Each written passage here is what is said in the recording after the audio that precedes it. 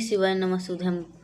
आप सभी का शिवाय हम सभी को पता है कि नवरात्रि का पावन सा पर्व चल रहा है और बहुत सारे लोग पूछ रहे हैं इस बार भी दुर्गा अष्टमी कब पड़ रही है, नवमी कब पड़ रही है, जो कलश स्थापना हमने की थी उसका विसर्जन कब करना है, व्रत कब करना है अष्टमी का। ठीक है, अष्टमी ऐसे महत्वपूर्ण क्यों है मैं बताऊं। मैक्सिमम लोग पूरे विश्व में जो व्रत रहते हैं नवरात्रि का वो फर्स्ट डे रहते हैं, पहले दिन रहते हैं और अष्टमी पे रहते हैं। इसलिए अष्टमी का बहुत बड़ा महत्व हो जाता है। 5 के होगी या 6 के होगी, इसकी बात हम करेंगे। वीडियो को पूरा देखिएगा। ठीक है, देखो यहाँ पर आप सभी को यहाँ पे बोर्ड दिखाई दे रहा होगा। यहाँ पे हम पढ़ने जा रहे हैं, वो ध्यान से सुनेगा। इस बार चैत्र नवरात्रि शुक्ल पक्ष की जो अष्टमी तिथि होगी उसकी शुरुआत 4 अप्रैल 2025 को 8:12 होगी। 8:12 हमारे हिंदू धर्म, हमारे सनातन धर्म के हिसाब से जो तिथियाँ हमारे जब सूर्य देवता निकलते हैं जिस समय, उस समय जो तिथि होती है वही तिथि हम मानते हैं।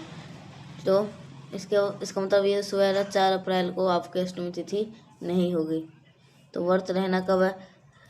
इस तिथि का 5 अप्रैल 2025 को रात में हो जाएगा, यानी कि जिस टाइम पे सूर्य उदय होगा उस टाइम पे अष्टमी तिथि रहेगी 5 तारीख को। इसका मतलब यह चीज़ बिल्कुल श्योर होगी है आप सभी का। अष्टमी का जो व्रत रहना वो कब रहना है? 5 तारीख को। ठीक है, इस चीज़ का साथ में हम सब बात कर लेते हैं। अभी नवमी की बात करूँगा, कलश की भी बात करेंगे। सबसे पहले कन्या पूजन। मैक्सिमम लोग जिनके घर में 9 दिन का व्रत रखा जाता है, यानी कि जो भी लोग पहले दिन और लास्ट दिन व्रत रहते हैं, कन्या पूजन जरूर कराया जाता है। कन्या पूजन के द्वारा नवरात्रि की पूजा अधूरी मानी जाती है, आपको पता होगा। कन्या पूजन में ऐसे में आप सभी को कन्या पूजा में अपने 5 तारीख करवा सकते हो, यानी कि नहीं, या फिर आप चाहो तो नवमी तिथि को भी करवा सकते हो, इसमें कोई दिक्कत नहीं है। ठीक है, आप सभी को इतना ध्यान रखना है। तो अब बात करते हैं नवमी तिथि के। ठीक है, नवमी तिथि कब है? ये भी कुछ शॉर्ट हो गया। 6 अप्रैल को हमारी क्या होगी? नवमी तिथि होगी। और अगर हर वर्ष की तरह इस वर्ष में भी नवमी तिथि को ही हवन करवाया जाएगा। अब यहाँ पर बहुत सारे लोग, ब्राह्मण देवता, बहुत सारे पंडित जी क्या करते हैं, आपको बताते हैं कि हमें हवन कब रखना है। थोड़ा सा मैं भी बता देता हूँ, अगर आपको अच्छा लगेगा तो आप ऐसे फॉलो कर लेना। देखो, आपको इसका जो समापन जो 6 अप्रैल 2025 को नवमी तिथि को जो समापन हो रहा है वो आपको रात के 7:22 तक का है। ऐसे में 6 अप्रैल को तो आपको क्या मनाई जाएगी? आपकी नवमी तिथि। लेकिन नवमी तिथि पे आपको अपने घर पे ख़त्म हो रही है कब? 7:22 पर।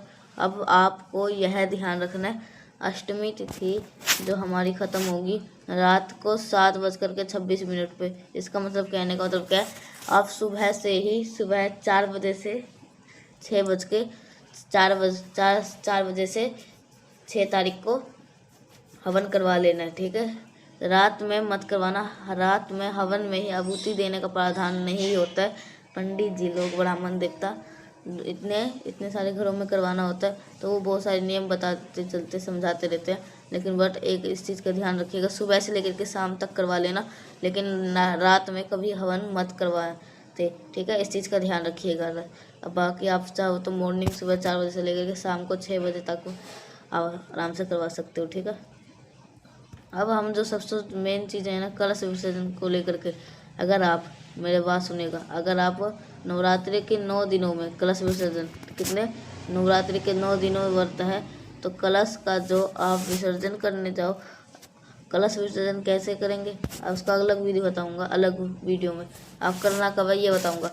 अगर 9 दिनों व्रत हो तो 10वीं तिथि को क्या करना है? 7 तारीख को आप सभी को जो कलश का विसर्जन है वो करना है। बट अगर आप लास्ट दिन रहते हैं, फर्स्ट दिन लास्ट दिन रहते हैं, तो आप हवन समाप्त हो तब आप कलश विसर्जन कर सकते हैं। ठीक है, अब ऐसे कुछ उपाय की बात करेंगे जो कि आपको अष्टमी और नवमी तिथि पर अपने घर पे जरूर करना चाहिए। तो बहुत सारे ध्यान से सुनेगा। ये उपाय आप दूसरा करने वाले वो चावल के दाने के साथ में करेंगे, जो कि हमें अष्टमी तिथि पे जरूर करना चाहिए, या नवमी पे आपको इच्छा हो तो आप कर सकते हैं। अब इस उपाय की बेनिफिट, जो कि आपको कितनी भी पुरानी इच्छा हो, हम आपको उस इच्छा की पूर्ति के लिए इस उपाय को कर सकते हैं। इसके लिए हमें कौन सी चीज़ों को लेने जरूरत पड़ने वाली है वो भी हम ध्यान से सुनेगा। सबसे पहले आप सभी को चावल के दाने लेने, ठीक। कितने लेने हैं? मात्र 3 चावल का दाना, बस, इससे ज़्यादा नहीं लेना है। चावल के दाने के साथ में आपको अष्टमी तिथि और नवमी तिथि पे सबसे ज़रूरी चीज़ मानी जाती है, वो होती है दूध। और दूध के बारे में आपको समझा रखा है, ठीक है। दूध हमेशा कौन सा लेना है? गौ माता का ही आपको दूध लेना होता है, ठीक है। इतना करने के बाद में आप पहुंच जाएंगे सीधा महादेव के शिवलिंग के पास में। और आप सभी लोगों को इस प्रकार से बेलपत्र को ऐसे रखना है, ठीक है। एक बेलपत्र लीजिएगा और दूध की मात्रा बहुत ज़्यादा मत करिएगा, पूरा भर भर के ले लीजिएगा। दूध हमें चढ़ाना नहीं है महादेव को, तरीका समझिएगा। चावल के दाने बताए 3, बेलपत्र में कितने पत्ती होती है? 3। अब जो दूध आपने को लेनी है वो भी आपको मात्र 3 बूंद ही लेनी है, ठीक है, समझिएगा। आपको 1 बूंद बेलपत्र के पत्ते पे लगानी है दूध की, दूसरी बूंद नीचे के छोटी पत्ती पे, तीसरी बूंद तीसरे पत्ती के लगाने, ठीक। किसकी? दूध की।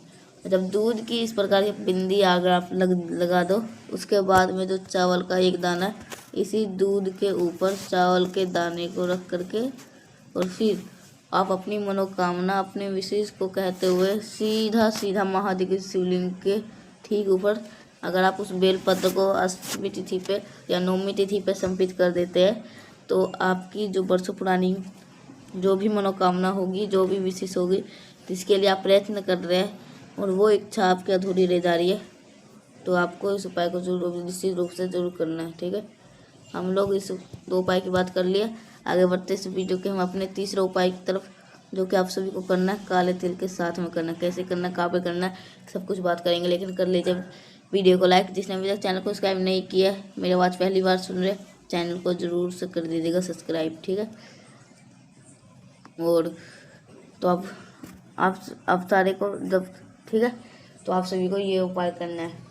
काली मिर्च के साथ कैसे करना है वो भी बताता हूँ, ज़रूर आपको करना है, ठीक है। इस उपाय को कैसे करोगे ये सारे कुछ मैं अभी बताता हूँ काली मिर्च के साथ,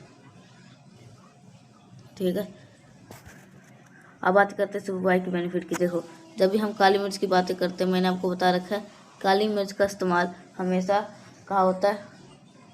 रोग के लिए, मुक्ति के लिए होता है ना।